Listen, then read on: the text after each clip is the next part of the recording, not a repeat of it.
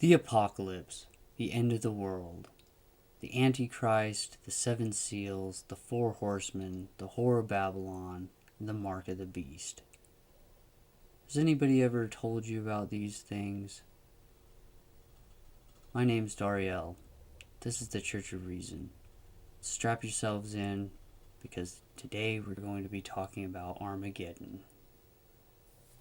Now, to start off with, I'd like to just go into some of the apocalyptic events that I've survived in my time on this earth.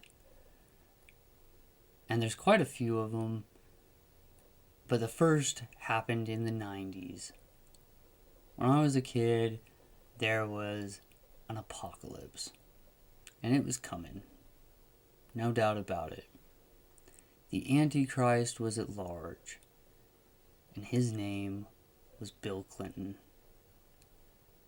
And he was the President of the United States, and he was deceiving the world.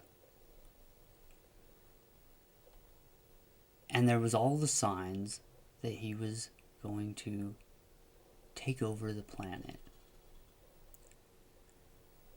One of these signs was Y2K. At the turn of the century, the computers were not going to be able to handle the number 2000. Okay.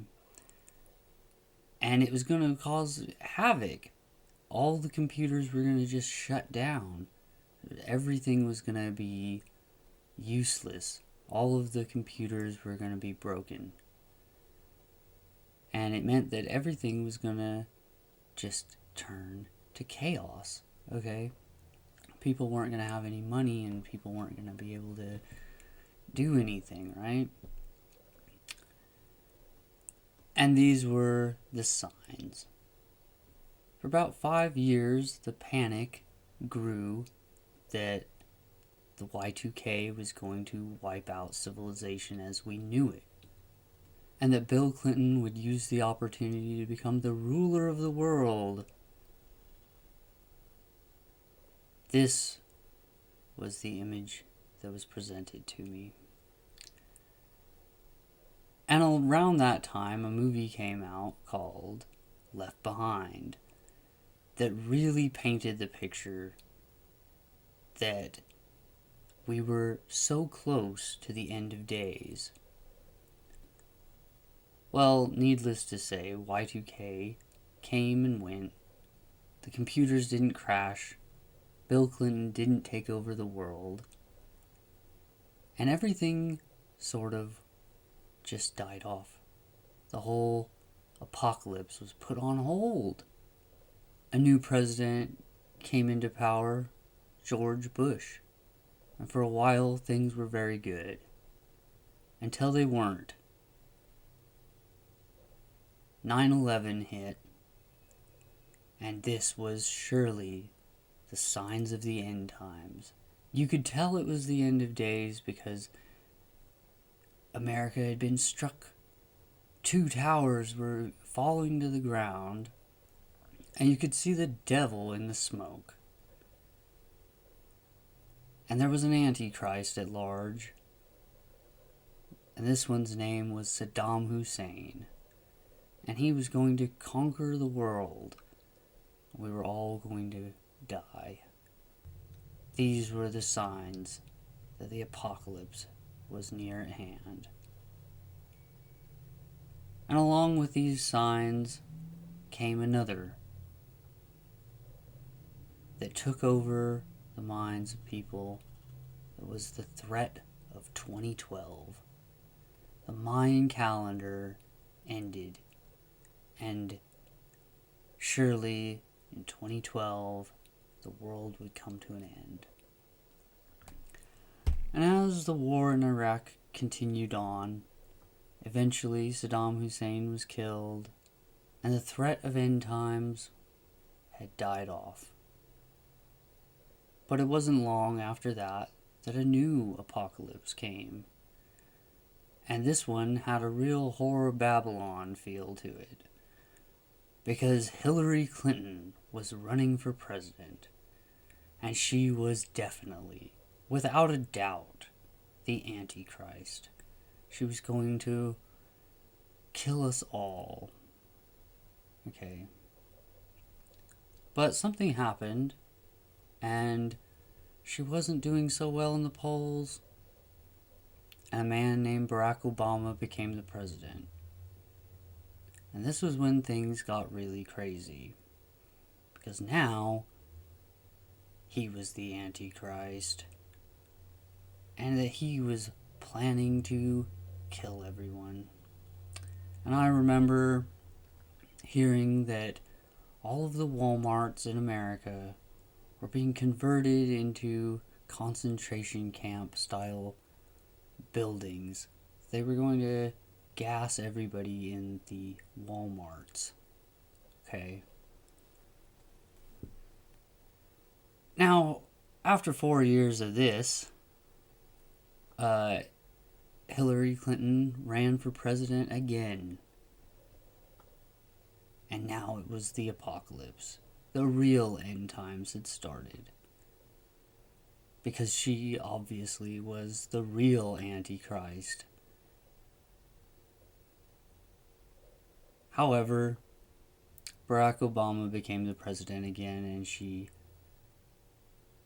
did not take over the world, right? But it was unbearable, and Barack Obama was definitely the Antichrist. And everybody was afraid that he would get a third term as the president, and that would be the signs of the end times.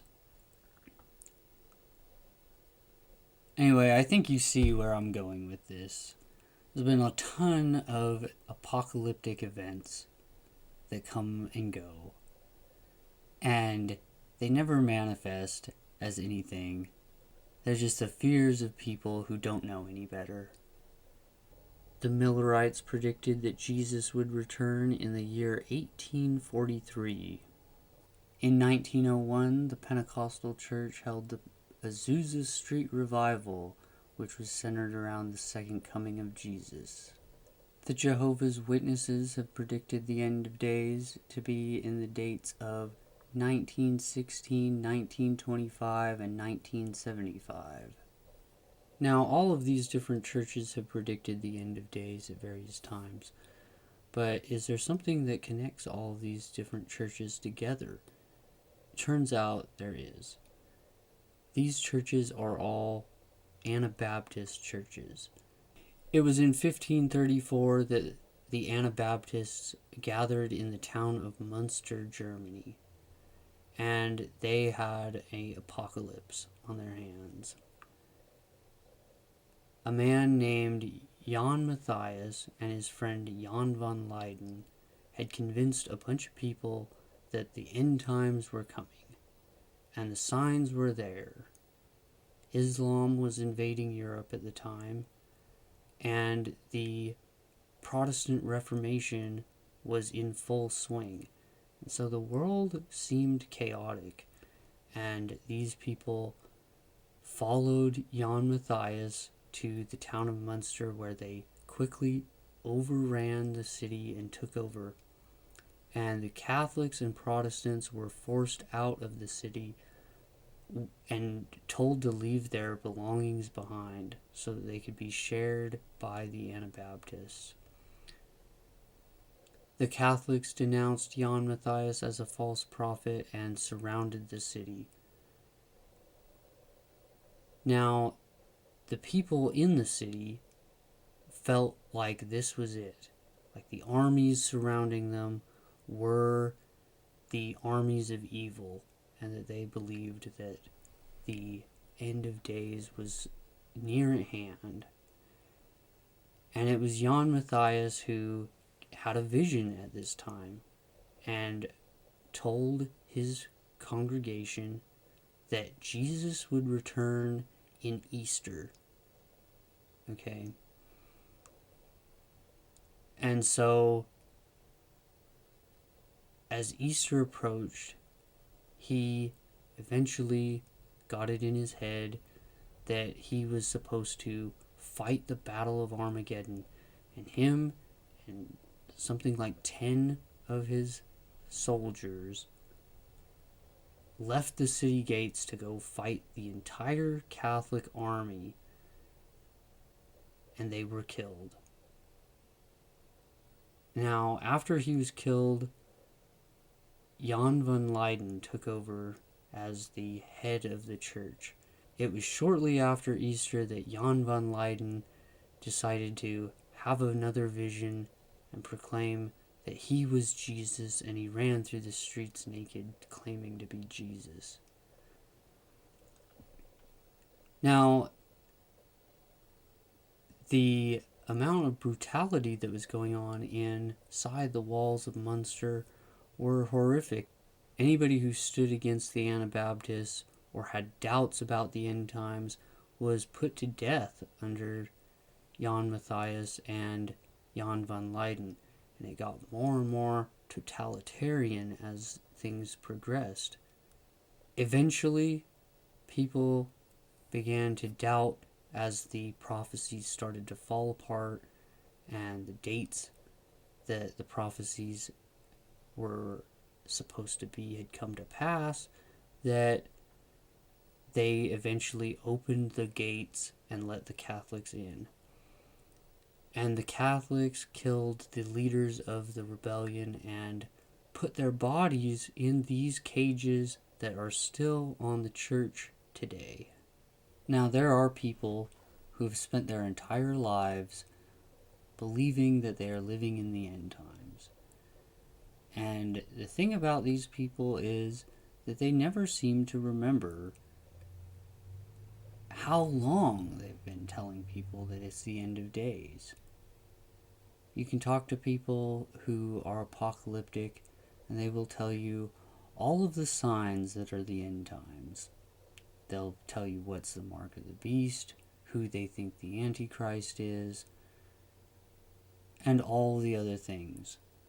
They'll go through the news and read the book of Revelation, and they'll point out all of these connections that tell you that it is for sure the end of days. Okay? But if you give it a decade, they'll come to you again and tell you all new things. A new Antichrist, a new set of 4 horsemen. What else is the 7 seals? What else is this? They'll show you all these different correlations.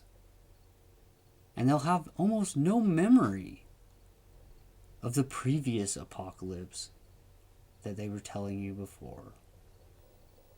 This is why I refer to this as Timezhers Disease.